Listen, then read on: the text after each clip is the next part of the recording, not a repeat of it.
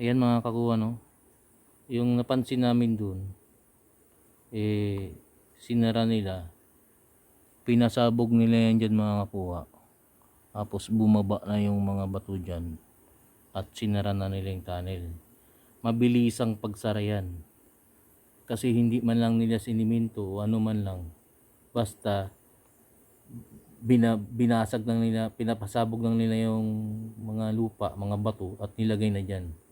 Mabilisan yan. So ibig sabihin, kaya sinasabing under tunnel kasi sinira pala nila. Close sabi.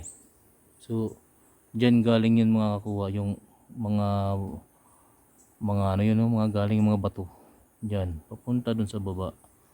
Ayan. Pero dyan mga kakuha, kung makikita nyo lang sana kanina, mayroon dyan hagdan dyan sa baba na yan. Ito pababa talaga to ako.